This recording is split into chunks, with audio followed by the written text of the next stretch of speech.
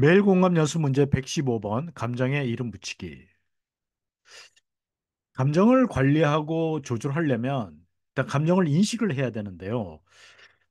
두 가지 단계로 나눌 수 있는데 감정을 모니터링하는 겁니다. 그 감정을 인식하는 거죠. 근데 이게 쉽지가 않아요. 그 감정이 쉽지 않은 이유를 여러 가지로 제가 이야기했죠. 한꺼번에 감정이 여러 가지가 함께 묻혀서 나오기도 하고 이게 쉽게 변하기도 하고 뭐 이래서 이렇습니다.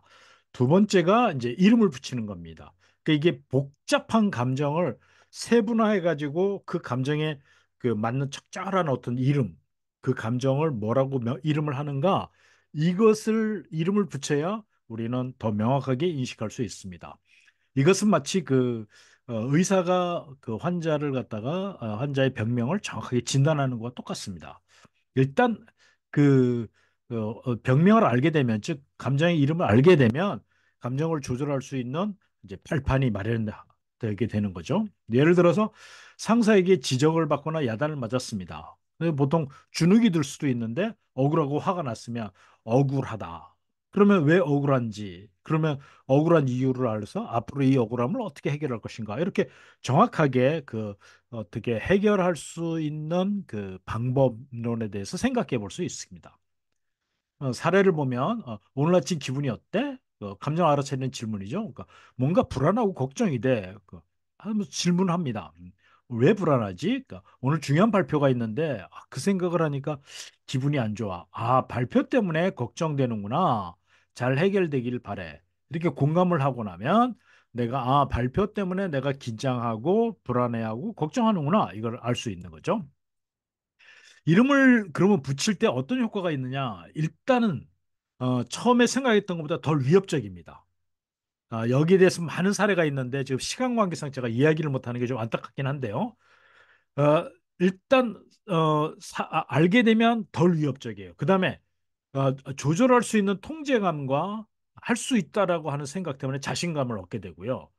그다음에 여러분, 누가 여러분을 부를 때 야라고 부르면 기분이 어떠세요? 근데 정현 씨라고 불러주면 아, 기분이 좋아지죠. 그렇게 상당히 갑자기 친밀감을 느껴지죠. 이처럼 그 이름을 붙이게 되면 친숙해지고 덜 불안해질 수 있다라고 합니다. 미안합니다. 이 감정 명명은 감정 조절의 아주 첫 번째 단계로서 아주 중요한 건데요. 그 UCLA 그 대학의 연구에 따르면 감정을 이름을 붙이게 되면 일단 그 감정의 뇌, 그 편도체의 활동이 줄어들고 생각의 뇌, 전두엽의 활동이 활성화된다라는 것이 연구 결과로 나왔습니다. 그렇지 않겠어요? 이름을 벌써 붙인다는 것 자체가 벌써 생각의 뇌가 움직이는 거죠. 그러면 감정의 이름을 붙이면 두 가지를 얻게 되는데요. 첫째는 감정에 대해서 명확하게 알게 돼요. 알게 된다라는 것은 통제할 수 있고 자신감이 생기는 거고요. 알게 됐기 때문에 거기에 대한 반응을 적절하게 할 수 있는 더 반응을 적절하게 대처할 수 있는 능력이 생기게 됩니다. 복습 문제를 좀 해볼까요? 감정 명명에서 중요한 첫 번째 단계는 감정 억누르기, 감정 모니터링하기, 다른 사람에게 이야기하기, 감정 숨기기. 네, 2번이죠. 감정의 이름을 붙이는 것은 어떤 효과가 있나요? 감정이 더 혼란스러워진다. 이건 반대로 얘기했죠. 예. 감정이 덜 위협적으로 느껴진다. 그렇습니다. 이게 정답이고요. 감정을 더 억제하게 된다? 아니고요. 감정을 세부적인 부분을 무시하게 된다. 아니죠. 세부적인 부분을 더 자세하게 다룰 수 있게 되는 거죠. UCLA 연구에 의하면 감정의 이름을 붙일 때 뇌에서 어떤 변화가 발생하나요? 1번 감정의 뇌 편도체, 감정의 뇌 활동이 줄어들고 전두엽의 활성화된다. 맞습니다. 이거. 예, 편도체와 전두엽 활동이 모두 감소한다. 아니고요. 전두엽 활동이 억제된다. 이거 생각의 뇌 활동이 억제되는 거 아니죠.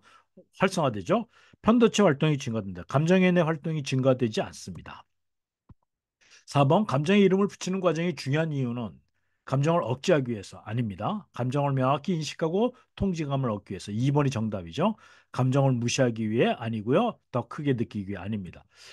감정 명명을 통해 얻을 수 있는 것은 무엇일까요? 이것은 감정의 억압이 아니고요. 감정의 명확한 인식과 반응 개선. 2번이죠. 감정의 무시, 감정의 폭발 아닙니다. 감사합니다. 소통과 공감으로 만드는 성공적인 행복한 인생 소홍성이었습니다.